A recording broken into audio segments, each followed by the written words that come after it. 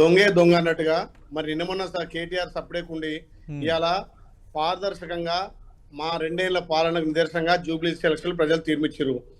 కేటీఆర్ కు ఎక్కడ సొంపు సోరు లేకుండా ఇవాళ ఏదైతే గవర్నర్ అనుమతి తీసుకొని దానికి జ్యుడిషియల్ ఎంక్వైరీకి ఇస్తే దాని మీద మళ్ళీ ఏదో అంటే టాపిక్ ను డైవర్ట్ చేయాలని చెప్పి గతంలో వీళ్ళు చేసిరు కాబట్టి వీళ్ళ దొంగలన్నీ దొంగతనాలు బయటపడ్డాయి కాబట్టి ఇలా హరీష్ రావు మీద కవిత చెప్తుంటే వాళ్ళ ఇల్లును వాళ్ళు సిగదిద్దుకుంటారు. కానీ మా ప్రభుత్వం మీద మా గౌరవ ముఖ్యమంత్రి రెండేళ్లలో కాలికి బల్పం కట్టకుండా ప్రజా సంక్షేమం అభివృద్ధి మీద తిరుగుకుంటా ఇలా పేద ప్రజలకు సంక్షేమం అందిస్తుంటే ఏదో ఆరోపణలు చేయాలనే దాంతో చేస్తూ తప్ప రేపు ఎందుకు ఇలా దొంగ దొంగ అంటే భుజాలు తనుకుంటున్నాడు.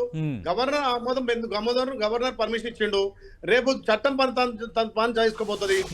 ఆర్బీఐ నామ్స్ లేకుండా మంత్రివర్గంలో తీర్మానం లేకుండా 54 కోట్లు అప్పనంగా అప్పచెప్పి దాంట్లో స్కామ్ చేసి ఇలా దొరికిపోయినని చెప్పి నేను దొంగనే గానీ వాళ్ళని కూడా దొంగని చేస్తా అనే తీర్లా కేటీఆర్ మాట్లాడితే అంతకు ఏముందో నాకు అర్థమైతలేదు. ఈ ప్రభుత్వానికి సూచనలు సలహాలు ఇవ్వమని తెలంగాణ ప్రజలు మీరు ప్రతిపక్ష హోదా ఇస్తే ప్రతిపక్ష హోదా ఎట్లుండాలి? విమర్శాత్మకంగా ఉండాలి. మా ప్రభుత్వానికి సూచనలు సలహాలు ఇవ్వాలి. అసెంబ్లీ జరిగినప్పుడు అసెంబ్లీకి రారు. ప్రజాక్షేత్రంలో తెలుసుకుందామంటే ప్రజాక్షేత్రం రారు.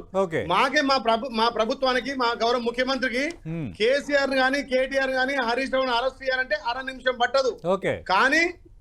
కానీ చట్ట పరిధిలో మేము కోర్టులను గౌరవిస్తాం, గవర్నర్ గౌరవిస్తాం, రాష్ట్రపతి గౌరవిస్తాం. మాకు ఆ సాంప్రదాయం ఉంది. మేము ఎవరి మీద కక్ష సాధింపు కాదు. ఇలా చట్టం తన పని తాను చేసుకోవాలి, దోషులను శిక్షించాలని చెప్పి ఇలా కాళేశ్వరం సిబిఐకి చెప్పినాం. ఇది గవర్నర్ అనుమతి తీసుకొని ఇలా వాళ్ళ మీద చార్జ్ షీట్ కానీ వాళ్ళను శిక్షలు చేస్తుంది తప్ప ఎక్కడ కూడా కక్ష సాధింపు లేదు. కేటీఆర్ అన్ని దొంగ మాటలతోటి కాలం కలుపుతున్నారు. మీరు అంటున్నారు కేటీఆర్ అలాగే హరీష్ రావును అరెస్ట్ చేయడానికి నిమిషం పట్టదని. కానీ సీఎం రేవంత్ నన్ను అరెస్ట్ చేసే ధైర్యం చేయరని కేటీఆర్ అంటున్నారు. దీనిపై ఏమంటారు? కేటీఆర్ అరెస్ట్ అవుతున్నారా అవ్వట్లేదు ఈ ఫార్ములా కేసులో?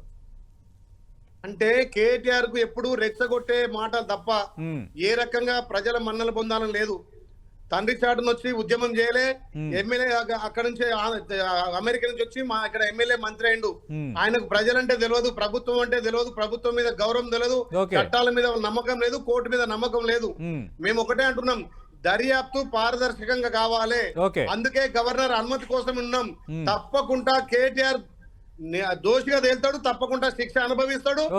వాళ్ళ నాయనకు కూడా తప్పకుండా మేము సిబిఐకి ఇచ్చినాం. అక్కడ సెంట్రల్ లో దోస్తాన్ వల్ల సిబిఐ టేకప్ చేయలేకపోతుంది.